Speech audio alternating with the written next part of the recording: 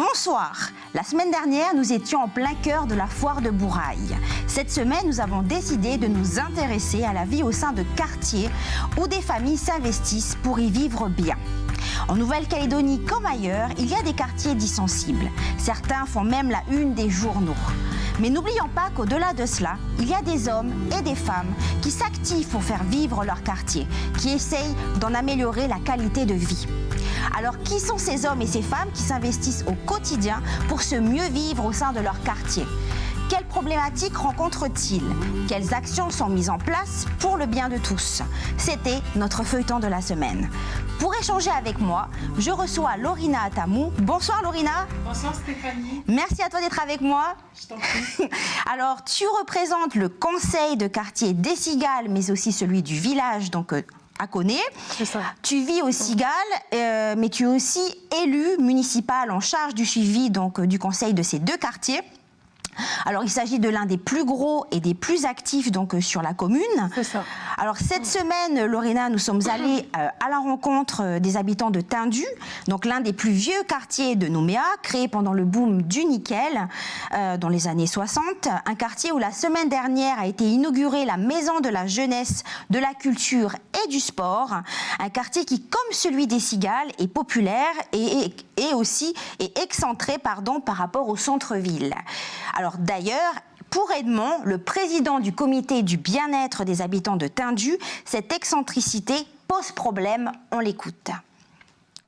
C'est un quartier qui est excentré, c'est un quartier qui est retiré, on va dire, de la ville, de la ville de Nouméa. Donc du coup, on n'a pas beaucoup le désir et la volonté de sortir Tindu de son malheur, quoi.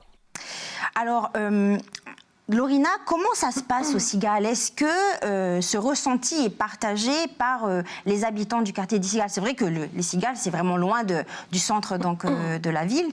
Alors, est-ce qu'ils ont ce sentiment d'être laissés un peu pour compte ?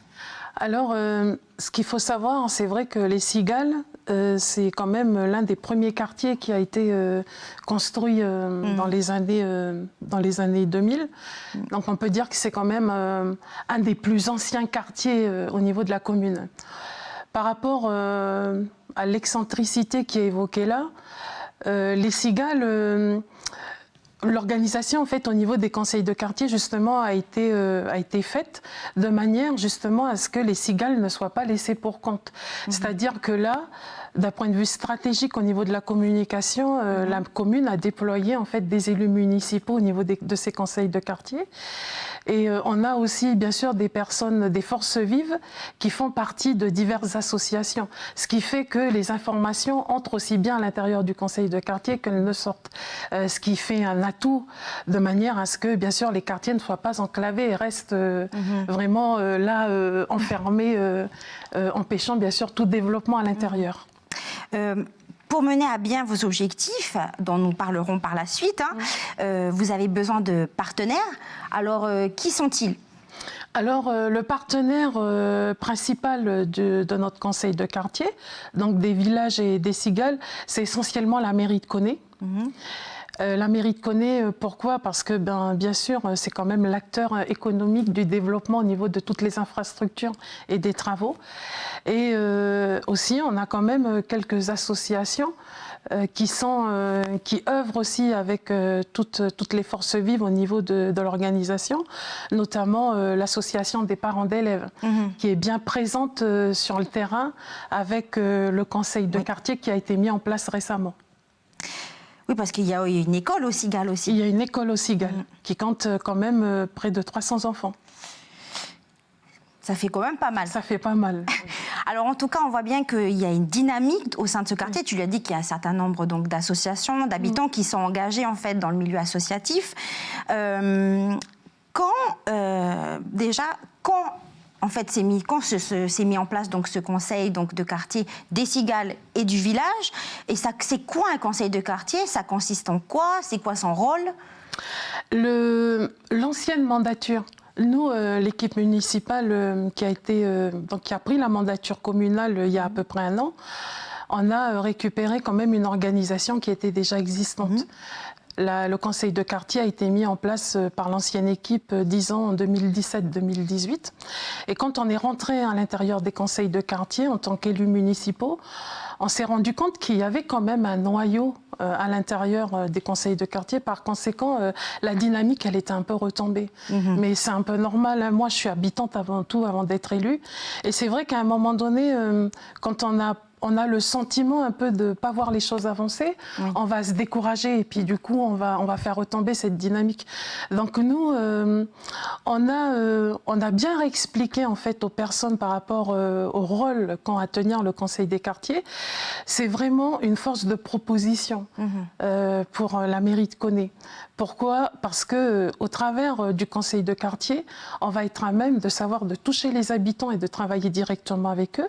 Et on va être à même de savoir ce qui est bon au niveau des besoins, surtout, quels vont être les besoins de ces personnes pour améliorer leur quotidien au niveau de leur quartier. Et là, c'est ce qu'on s'évertue à faire avec eux, puisque là, on est vraiment au centre et on travaille vraiment avec toutes les forces vives, les associations représentatives. Et puis aussi, je salue au passage des personnes qui sont vraiment investies dans le nouveau bureau et qui sont vraiment des bons entrepreneurs à ce niveau-là. Donc c'est important, on va dire, pour qu'il y ait un suivi et pour que ça fonctionne, qu'il y ait quand même un conseiller municipal au sein donc, du conseil de quartier. Qu'il y ait un conseiller municipal pour que ça fonctionne bien, je pense que non, parce que si à partir du moment en fait, où on a les forces vives qu'il faut au niveau de l'organisation, je pense que tout peut être bien mis en place et puis que là les activités peuvent commencer. Le conseiller municipal, c'est une interface. C'est le relais en fait avec la mairie. Qui fait le relais avec la mairie, qui permet en fait de faire avancer plus vite les dossiers et puis d'informer aussi le conseil de quartier sur ce qui est faisable ou pas en termes d'aménagement ou de projet. Alors, c'est avant tout, les membres du conseil donc, de quartier, hein, c'est des bénévoles. Oui, donc, tout à fait. Est-ce que les habitants des quartiers des Cigales et du village, ils se sentent concernés? Nous, on a beaucoup de mal à toucher la plupart des habitants. Pourquoi ? Parce que c'est vrai que le conseil de quartier, jusqu'à l'origine, il n'avait pas vraiment été connu des habitants. C'est vrai qu'encore aujourd'hui, certains habitants se demandent ce que c'est que le conseil de quartier. C'est pour ça qu'on a décidé avec le nouveau bureau qui a été mis en place. Donc je précise aussi que le nouveau bureau qui a été mis en place, il a été mis en place très récemment, donc au mois de juin. Et là, les premières choses qu'on a mis en place, hormis bien sûr les comités représentatifs à l'intérieur de l'organisation, on a mis en place une stratégie de communication. Donc on a pour informer les gens et que les gens sachent finalement ce que c'est. Voilà. Donc on a mis en place un flyer de communication, on a un site FB, on a. Le site FB, c'est quoi? Alors, pour que les habitants... Il y a toutes les informations dessus. Il y a toutes les informations sur le site FB qui est entretenu donc par la présidente, que je salue également au passage, donc Madame Outia Tatiana, qui fait aussi un bon travail avec son bureau. Et on a une adresse mail aussi qui est mise maintenant à disposition des habitants. S'ils veulent bien sûr échanger directement, on peut répondre directement à leurs requêtes par le biais de l'adresse mail. Et en tout ce qui concerne en fait l'information relative aux réunions, là on travaille avec information sur banderole. Et on affiche donc nos banderoles à des points stratégiques au niveau du village et des Cigales. Et du coup, tu parlais de flyers, et les flyers, ils sont distribués quand? Dessus les flyers, il y a votre adresse mail et votre page Facebook? On a les contacts, exactement. Okay. Donc on a toutes les informations récurrentes sur le flyer qu'on a mis en place. Le flyer, il a commencé à être édité la semaine dernière. Dans une semaine, on prévoit de faire toute une séance d'information donc au porte-à-porte. Alors pourquoi une séance d'information au porte-à-porte? C'est pour justement s'intégrer vraiment avec les habitants, aller à leur rencontre, leur expliquer de vive voix ce que c'est le conseil de quartier, essayer en fait de structurer un noyau beaucoup plus étoffé au niveau du bureau avec la présidente et tous ses membres. Et en fait, quand il y a des réunions de conseil de quartier, tous les habitants peuvent y assister de toute façon. Tout à fait. Tout le monde est convié. Oui, c'est pour ça d'ailleurs qu'on informe la population par le biais de banderoles. Tout le monde est convié. Et justement, on invite les gens à venir se rapprocher du conseil de quartier, s'investir, parce que c'est important aussi pour nous, en tant qu'élus, de prendre un peu la température au niveau des quartiers. Oui, c'est sûr. Voilà, et voir surtout d'avoir quand même un panel élargi d'idées qui pourraient être suggérées au niveau communal pour nous aider, nous aussi, à la mairie, de pouvoir s'inscrire encore plus à l'accompagnement des gens dans les quartiers. Parce que c'est vrai qu'on se connaît tous, Exactement. ici à Koné, et après on se retrouve lors des manifestations, etc. Mais après, c'est un peu chacun chez soi. C'est ça. Et puis, au niveau de l'organisation qui a été mise en place avec notre CDQ, c'est vrai qu'à l'intérieur, on a aussi un comité échange culturel. Et puis là, on voudrait justement développer des idées innovatrices avec la mairie de Koné, toujours, au niveau de tous ces échanges culturels, et puis faire sortir aussi les quartiers dans nos tribus. C'est important. Aujourd'hui, on a quand même des gens, même des gens nouvellement arrivés sur Koné, qui ne connaissent pas nos tribus. Donc c'est important aussi d'avoir ces échanges, ce circuit en fait d'échange avec les habitants. Alors, Lorena, chaque quartier a sa propre histoire. On n'y rencontre pas les mêmes aussi problématiques. Pour Marguerite, habitante de Tindu, à Nouméa, la délinquance est un véritable fléau qui gangrène la vie donc, des habitants de ce quartier. On l'écoute. Alors, ça va faire 8 ans que je réside ici à Tindu. Et bon, c'est quand même un des quartiers qui est plus chaud de Nouméa aussi. Moi, j'ai 2 garçons. Alors, dans l'aîné qui est handicapé, et j'ai un petit deuxième qui a 4 ans. Il adore venir jouer justement dans le terrain de foot qu'il y a derrière et puis au parc. Mais voilà, le truc c'est que moi, je ne veux pas trop laisser mon fils au parc parce qu'il y a beaucoup de soulards dans le parc des fois. Lorena, une petite réaction par rapport à ce que dit Marguerite? Oui, bien sûr. Quand on parle d'incivilité, ça on connaît partout. Ces dernières années, on est tous sujets à ça. Au niveau des services communaux, c'est vrai qu'on a vraiment du mal à lutter contre ces incivilités en fait, qui sont grandissantes en plus dans nos quartiers. C'est vrai qu'à l'époque, on n'a pas connu ça. Aujourd'hui, l'évolution, les choses font qu'on est confronté en fait, à ce type de problématique. Comment faire aujourd'hui? C'est vrai qu'au niveau du village et des cigales, il a fallu à certains endroits carrément en fait, clôturer les parcs de jeux. Oui. Malgré tous les dispositifs qu'on met en place pour pouvoir justement protéger les espaces de vie, on a quand même toujours ce type d'incivilité. Alors, à l'intérieur du conseil de quartier, puisque là, on a énuméré nos comités selon les besoins répertoriés sur le terrain, on a aussi un comité qui s'appelle Santé-Sécurité, avec qui, bien sûr, on va développer justement des plans de mise en place pour pouvoir voir avec la mairie de Koné ce qu'on peut travailler avec les habitants vraiment au sens propre du terme de la sécurité dans nos quartiers. Et puis, on prévoit aussi, bien sûr, de faire toute une campagne d'information là-dessus. C'est important. Des fois, on a des acteurs, bien sûr, qui sont connus quand même des services communaux. Bien sûr. Certains auteurs qui sont connus. Après, c'est vrai qu'on ne peut pas faire plus que les services les services compétents en la matière. Mais après, comme c'est la proximité, peut-être qu'au sein du conseil, on connaît forcément les parents. Voilà, exactement. Donc là, il y a quand même notre présidente qui avait quand même l'idée ingénieuse de proposer un rapprochement directement avec les familles concernées. Et puis après, passer bien sûr au-delà, s'il y avait des choses qui ne s'amélioraient pas, on verrait comment faire justement pour remédier à ça, à notre échelle, bien sûr. Bien sûr. Alors, on parle de problèmes d'incivilité. Malheureusement, la plupart du temps, ces actes sont commis par des jeunes, voire des très jeunes. Oui. Alors justement, je te propose qu'on écoute Jean-Jacques, un jeune de Tindu, qui lui nous explique. En tout cas, c'est comme ça que ça se passe dans son quartier, que pour les jeunes, c'est ce que lui il vit, il ressent en tout cas, c'est la galère, qu'il n'y a rien pour les jeunes. On l'écoute. On reste entre nous, on fume, on rigole, sinon on va taper les ballons. Des fois, on va promener dans la mer. La galère ici. Et voilà, on fait rien quand on est là. Le tournoi. Les projets, c'est pas poussé. On s'ennuie des fois, il n'y a pas d'activité. Ici, on attendait qu'il y avait des projets qui vont se faire, mais il n'y a pas de projet depuis avant. Il n'y a rien qui avance. Donc là, on le voit, il n'y a rien. Il le dit, Jean-Jacques. Après, au quartier des Cigales, même au village, on voit qu'il y a quand même beaucoup de circulation le soir, de jeunes. Qu'est-ce que vous, conseil donc, de quartier, tu as répondu tout à l'heure à ce que vous faisiez pour la jeunesse. Qu'est-ce que vous proposez concrètement pour la jeunesse des Cigales et du village? Tu vas parler que vous allez essayer de faire des campagnes de sensibilisation. Est-ce que...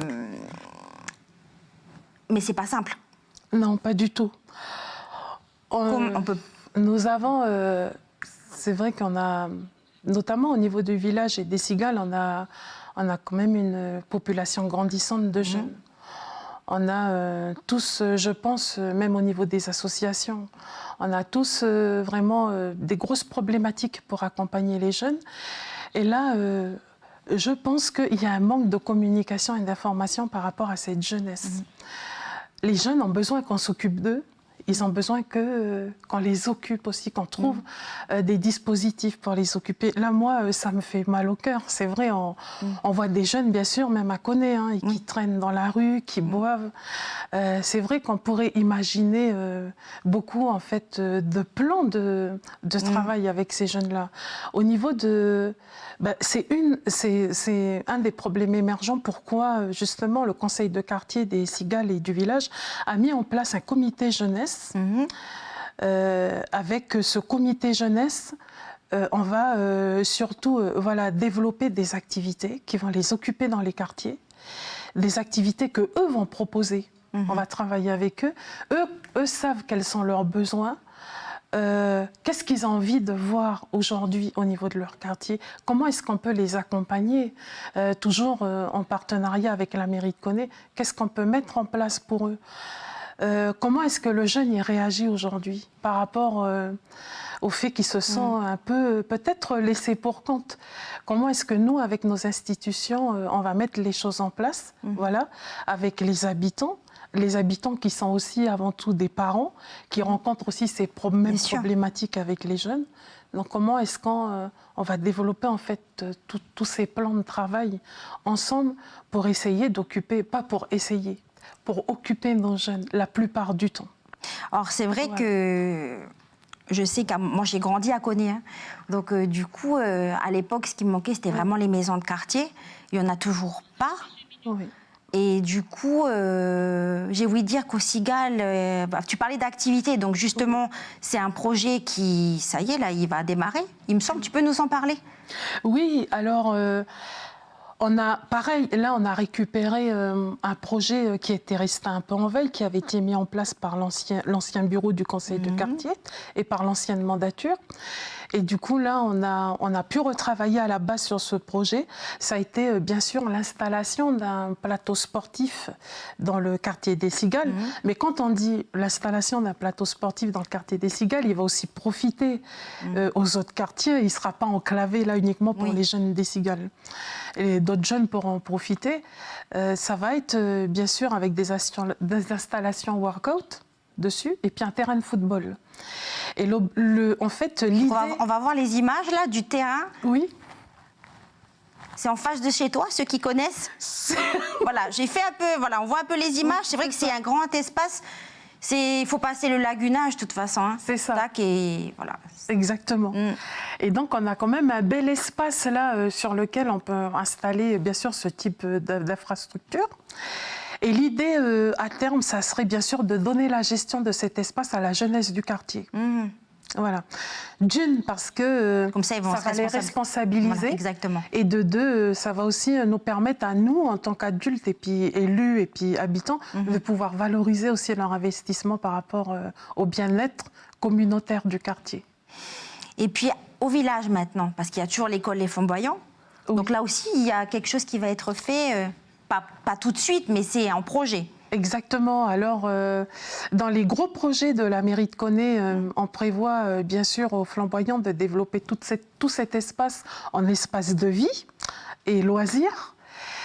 Et là, on est encore en phase d'étude, mais c'est vrai qu'on a pensé aussi quand même à la jeunesse là-dedans, puisqu'on va développer aussi un type cybercafé.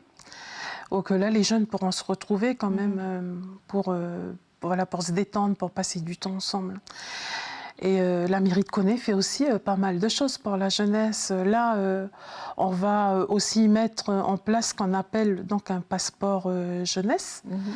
Ça va être en fait un dispositif qui va accompagner nos jeunes sur le permis de conduire, sur le certificat du BAFA, bien sûr toujours en contrepartie de petits travaux civiques, mais vraiment quelque chose en fait qui va permettre aux jeunes de pouvoir accéder à un certain niveau d'autonomie. Voilà, ça va être un peu un genre de tremplin pour lui.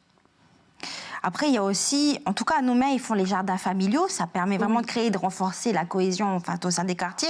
Au Cigale, c'est pas vraiment des jardins familiaux, mais c'est des jardins pédagogiques. Voilà, c'est en projet aussi.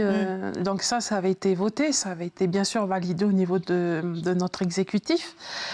Le jardin pédagogique, il sera en fait adjacent à l'école des Cigales. Et puis c'est un projet qu'on développe aussi. On a de la chance d'avoir quand même, je répète, des membres de l'association des parents d'élèves qui œuvrent activement au niveau du Conseil des Cigales. Et du coup, avec ces mêmes personnes, on travaille aussi au bien-être de l'école. Du coup, ça fait d'une pierre deux coups. Et là, en projet, donc on nous avait demandé de mettre en place un jardin pédagogique pour les enfants, qui va être entièrement clôturé, entretenu par le conseil de quartier et par les parents. Et oui, ça va être intéressant, bien sûr, dans des idées novatrices aussi à développer plus tard, à continuer en fait à développer avec le corps enseignant. Alors, Lorina, notre émission arrive à son terme. Si tu avais un message à faire passer aux habitants des quartiers des Cigales et du village, qu'est-ce que tu leur dirais? Tu t'adresses à eux ici, tu regardes la caméra. Oui, alors je voudrais déjà remercier toute l'équipe pour s'intéresser en fait à ce qui se passe au niveau des quartiers. Ça nous permet aussi de nous faire connaître. Et le message en fait de la part du nouveau bureau du conseil du quartier du village et du Cigale, c'est d'investir beaucoup plus de gens sur le dispositif. Et que c'est vrai qu'aujourd'hui, on a besoin quand même d'un panel de personnes de tous secteurs confondus pour nous aider à améliorer la vie communautaire et les aménagements au niveau de nos quartiers, justement pour le bien-être des habitants et puis surtout que ça s'inscrive vraiment dans un échange communautaire au niveau de toutes les cultures. Voilà. Merci Lorina d'avoir été avec nous. Merci à vous. Merci de nous avoir suivis. Vous pouvez retrouver cette émission sur notre page internet caledonia.nc. Bonne soirée à vous. Merci.